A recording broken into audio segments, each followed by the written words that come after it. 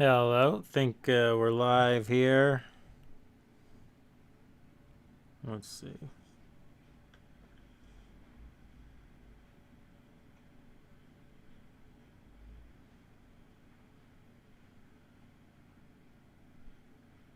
Hello, think we're live. All right, I guess we're live here.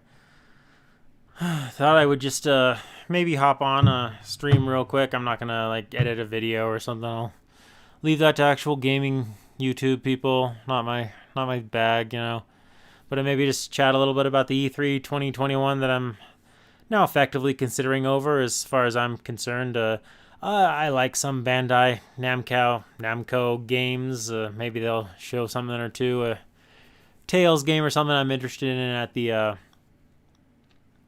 presentation later. But I probably won't even watch it live. I'll just check out the highlights later. So, but yeah, for me, as far as I'm concerned, the E3's over. So I just thought I'd do a few quick thoughts for all that it matters from a old man who plays video games about maybe a total of 2 to 3 hours a week these days. Yeah. Yeah. So for the most part, I thought that this year's belated E3, double belated, first E3 in 2 years. I thought for the most part it sucked the entire donkey dick just all the way to the back of the throat. Just get some smegma really in the back there, all the way so it's on your taste buds. Get some donkey pubes in your teeth. Just pretty unimpressive. Pretty much all the way around. At least until the Nintendo show, I thought, you know, granted, I'm probably something of a Nintendo fanboy. At least the Nintendo software company, the hardware, like a lot of people, I would probably be pleased by it if they maybe updated at least to the level of PlayStation 4 technical capabilities, but whatever. But well, let's start with other non-Nintendo stuff. Ubisoft, yeah, I'll play Far Cry 6. Don't really get into the side stuff like Primal, New Dawn, but I've played the last few numbered games, 3, 4, 5, and I'm sure 6 will. If it's more the same, basically, but with Gustavo Fring as the villain, I'm perfectly content. Probably sinking, the months it'll take me with how few hours of gaming I get in. These days, I'm content to sink in, the few months it'll take me to get through that. Trailer looks solid. Graphics don't look that up to date, really. I thought they looked kind of pretty similar to the graphics from Far Cry 3, which came out, 10 years ago or whatever. But I'm sure I'll play it. I don't really care that much about graphics anyway. And I guess I'll just address it now. The Mario vs. Rabbids. I don't really care exactly. That's one of those games I took a look at gameplay footage and trailers, Let's Plays when it was new, the original Mario vs. Rabbids, and basically said, yeah, that's more power to anyone. This is for. Doesn't really look like it's for me. But yeah, I'm perfectly content with the fact that a sequel exists. Certainly no complaints there. No complaints. I hope everyone who plays it enjoys it. Probably won't be a group I'm in, but, enjoy. Other than that, can't say I cared too much about the Ubisoft bit. Square Enix. How about that? How about that Square Enix? Yes. So I don't know much what to say. I don't care about any of the Marvel, Guardians of the Galaxy, Avengers crap, whatever. Never gonna play it. Let's talk about the real kind of the old school Square Enix games. Okay, Legend of Mana. That one is a buy for me. It's one I never got around to before. Looks like something I'll enjoy. Okay, there's a thumbs up for Square Enix. The Final Fantasy Pixel Remaster set. I'm not 100% sure from it whether or not it's a whole package or if you're supposed to buy them one by one, but yeah, it's pretty Steam mobile, huh? That's nice. That's nice, Square Enix. I'm pretty sure you can figure out a way to get all these games onto Switch and PS4, PS5, Xbox, whatever. I think you can do it, but I don't know. I'm not a programmer. What do I know? Now, if I maybe worked for Square Enix and wanted to give fans maybe what they want, maybe do a package that has the original NES versions of Final Fantasy, Final Fantasy 2, Final Fantasy 3 translated for the US. Then maybe SNES final versions of Final Fantasy 4, 5, and 6. Maybe add in a widescreen option. I think I looked like there was something like that in the trailer. Make it an option, not mandatory. Maybe change the title screens to 4 and 6 instead of 2 and 3. And then here's what else I would do. I would add in as an option, as kind of bonus content, the Game Boy Advance Final Fantasy series, Dawn of Souls with 1 and 2. Final Fantasy 4, 5, and 6 Advance with the new dungeons and whatnot. They wouldn't even need to remaster them or do, widescreen options, anything. Just the original versions of those would be really cool as bonus content, because 4, 5, and 6 all add so much. Actually, 5, I just know theoretically from looking at Let's Plays, but I played Final Fantasy 4 Advance and Final Fantasy 6 Advance, and those end dungeons, honestly, they're not that well designed compared to the rest of the game. They're just mostly really, really, really fucking big. But there's no reason not to just put as much content in the fucking thing as possible. Put as much content in the package as possible. Final Fantasy Pixel Remaster, 6 games, really 11 if you count, the 5 Game Boy Advance versions. And just, put that on everything. I'd pay the full price. I'd pay $60 for that. Hell yeah, that'd be worth it. Getting all that. Add in, galleries and music stuff and behind the scenes like they have on some other packages. Of course that would be worth the money, but they decided to make it suck instead. Put it on Steam and mobile, but I don't know, maybe in a year they'll announce it's coming to the other systems and I'll be like, okay, whatever.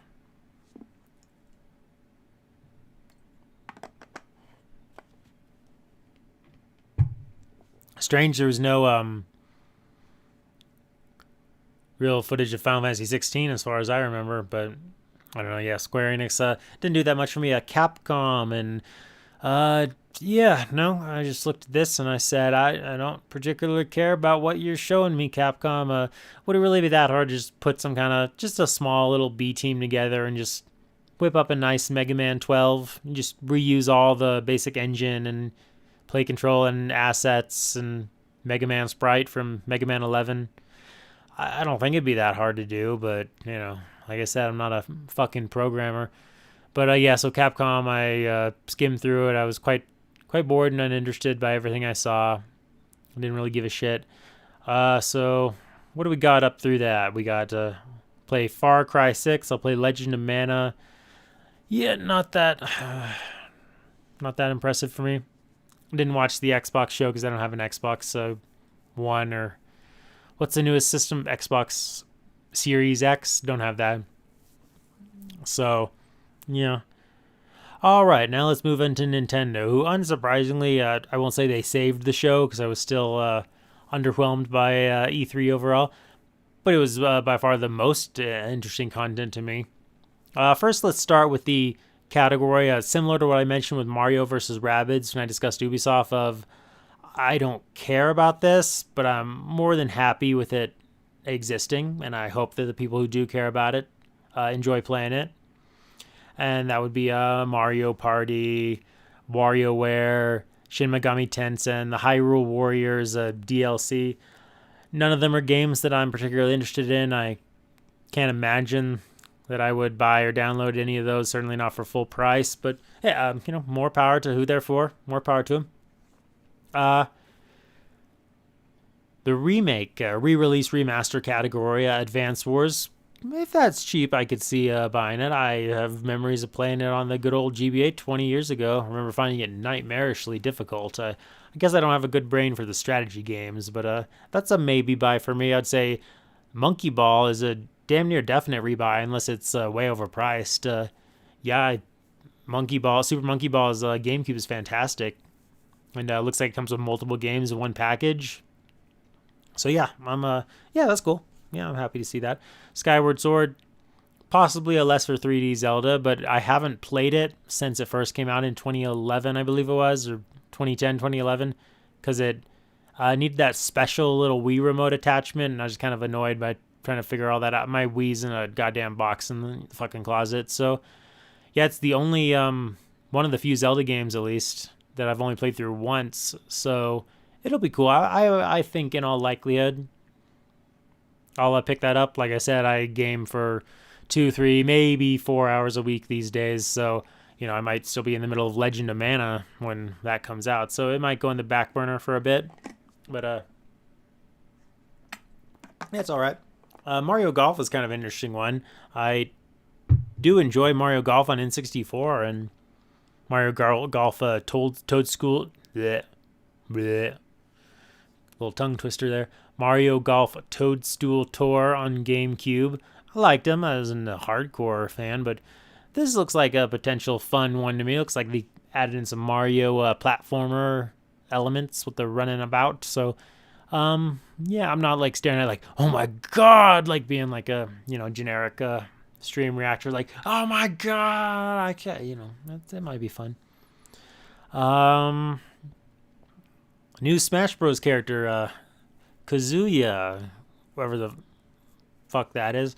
Guess it doesn't really matter that much because I haven't even turned on Smash Bros. Ultimate in over a year, really, except to briefly download Sephiroth, say, hey, it's fun, I'm playing Sephiroth in Smash Bros. But overall, it doesn't really matter that much to me. Very uninspiring pick, very uninteresting. Crash Bandicoot, maybe couldn't have done that. Shantae, even could have done I don't play Halo games, but I think Master Chief clearly would have been more exciting choice than Kazuya from Tekken. Yeah, I don't know. Should have been Bomberman, Shantae, Crash. All would have been Tails. I don't know. All would have been more interesting pick than Kazuya. Okay, now let's get into the actual main event for me of this show. I mentioned some things I'll probably get. Monkey Ball, Skyward Sword. Here's an actual day one download for me. And the only thing that made me actually kind of react, if I had a camera on myself, you would have actually seen excitement in my eyes and me sitting up and getting kind of the butterfly in my stomach reaction, was the announcement of Metroid Dread, aka Metroid 5, continuing the story on from Metroid Fusion. Not that I care that much about the overall saga of Metroid story-wise. It's not, the storytelling isn't that intricate. We jump back and forth into weird prequels.